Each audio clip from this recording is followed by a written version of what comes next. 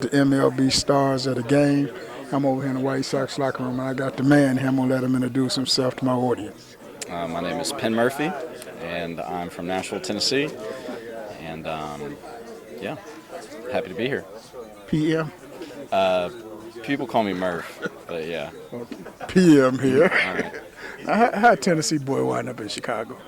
By the grace of God, I just never in a million years thought that I'd be still playing the game at 30 years old. But yeah, I went to school in Nashville, Vanderbilt University, and did my 4 years there. I did a grad year at Santa Clara out in California, and I was drafted by the Seattle Mariners out of Santa Clara.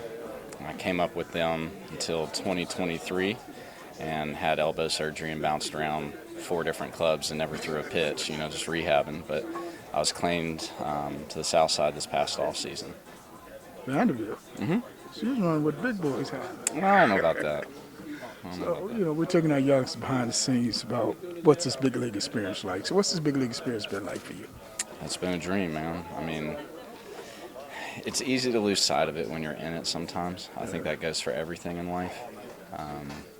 But when you're able to, look down from 30,000 feet and take a step back and realize that, how fortunate and blessed we are to be playing the game we love for a living, it's been awesome, man. It's a dream come true. Every kid's dream of playing in the big leagues. Mm-hmm. I would always tell my guys it's all about getting opportunity. Mm-hmm. So what did the opportunity happen for you? One opportunity. I mean, I'd say my debut. I was my 33rd rounder.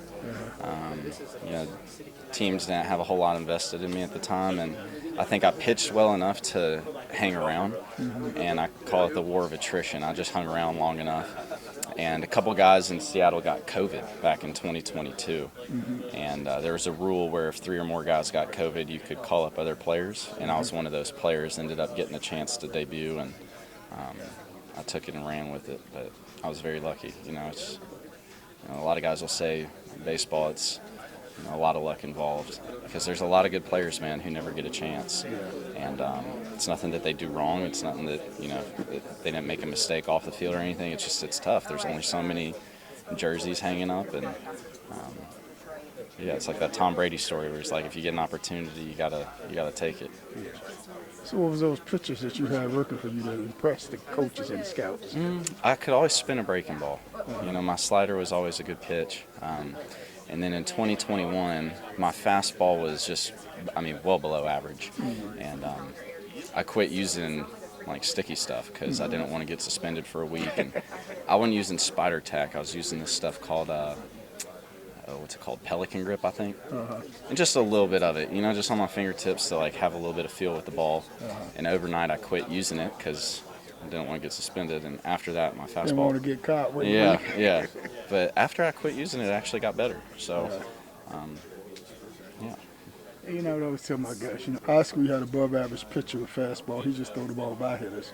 But you got a rude awakening when you get to college and above. You find out the fastball, everybody can hit it. Got to be able to keep hitters off balance. That's right, and it's a lot of guys make a lot of money in the game by just doing just that. Right? It's rhythm and timing. And at the end of the day, if you can mess with that consistently, you're going to give yourself the best chance to get hitters out. When I was coaching college ball, we called that get yourself out pitches. That's right.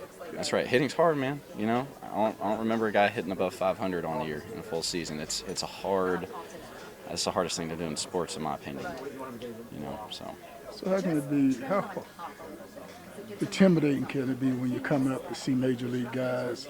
Rookie, first couple years in the big leagues, and you're seeing them on ESPN, all of a sudden you got to face them. Yeah, well, I tricked myself, the fake it till you make it kind of thing. 2 things, though. I played in the Dominican Republic in 2021, and I was teammates with Albert Pujols and Fernando Rodney, and I got to pitch against a bunch of major league hitters down there. And being not in a big league environment, I think that helped when I did get up to the big leagues. But the fake it till you make it piece, I always told myself, when I was standing in front of a guy worth $350 million, I was like, okay, well, I could think about this I'm having to face him, but at the end of the day, he has to face me. So I just told myself that over and over again, and you either walk off the mound and give the ball to the manager and say, I don't like this, I'm scared, or you can just do your best and let the chips fall. Every kid dreams of playing in the big leagues. get that call, you're going to the big leagues, walk in this locker room for the very first time, see your uniform hanging up. What's that feeling like? Oh, man, it was a blur. I remember exactly where I was when I got the phone call. It was exactly a year and 9 days ago. Today was actually my debut in 2022 in Miami. So thought about that this morning when I did my devotional. I looked at my watch and saw it was April 29th. I went, son of a gun, man. I debuted on this date a few years ago. But yeah, it's surreal.